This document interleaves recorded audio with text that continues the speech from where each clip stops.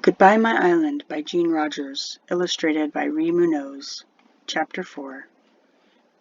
After the church service, there was a party at the school. Everybody crowded into the schoolroom. By the door, there was just one big pile of parkas and jackets. Roger and Marie had pushed the desks along the wall to make a table for the food. All the women brought something good to eat. Father went in his kayak to the ice cave where our meat is kept to get some whale meat. Then Mother made beluga stew. How delicious it smelled when it was cooking. I could not wait to taste it. Beluga stew is my favorite dish, almost.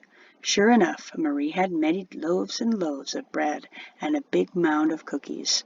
Peter brought a big can of Crisco from the store to spread on the bread. We could spread it as thick as we liked. There were so many good things to eat, it was as good as Christmas or Easter. We were so happy to be home again. After the eating was over came the speeches.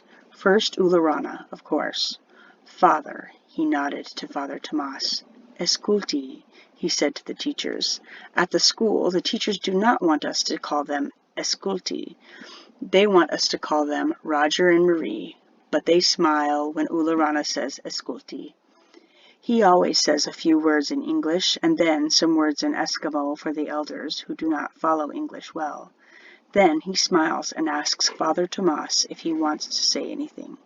Father Tomas says he has already had his turn at the church, but he must just say another thank you for all the fine food he has eaten, and because we are together again, and he has been granted the privilege of being with us for another year. Everyone laughs with Father Tomas. Every year he says he has nothing more to say and then adds these same words. Now Peter says he must say a few words about the store. He is not smiling. You know how long it was, he said, before we could make the Bureau of Indian Affairs let us have a co-op store here on King Island.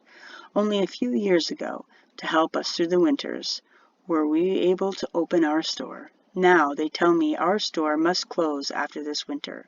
We cannot buy groceries for next year because we still owe for things we bought last winter and winters before that. That is the way it is. Peter sat down. There was whispering and nodding as those who spoke English explained to the others what had been said. It is true, Ularana nodded. The schoolteacher rose. I, too, have bad news, Roger said. He spoke slowly, with long pauses, so everyone could hear and understand. The Bureau of Indian Affairs has told me, too, that this is the last year there will be a school on King Island. I am very sorry to say this, as Marie and I have enjoyed our teaching here very much. But the Education Department says it is costing too much per pupil to maintain a school here, and the last 10 years have shown a steady decline in the numbers. In 1950, there were 49 students attending the King Island School, and pupils came for half-days only, older ones in the morning and younger ones in the afternoon. Now everyone comes both sessions, but last year there were only 17 pupils. Probably there will be even fewer this year. Let's see how many of you will be coming to the school this year. Even with Dixon, I could count only 12. I would be the oldest girl in the school. Tilly did not put up her hand. Even last year she had thought she was too old for school, and Annie, the other biggest girl, had stayed in Nome.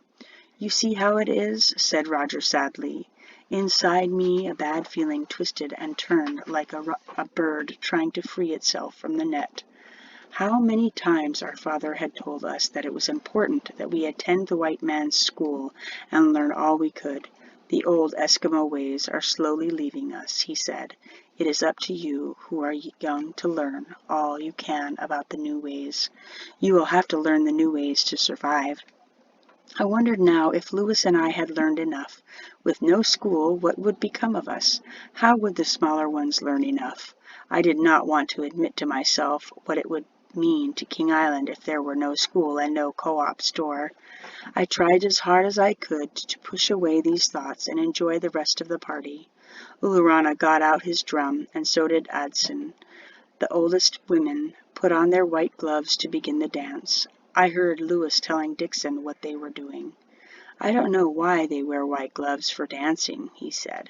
Only that they always do. how I wish that nothing would ever change on our King Island, that we could go on as we always have.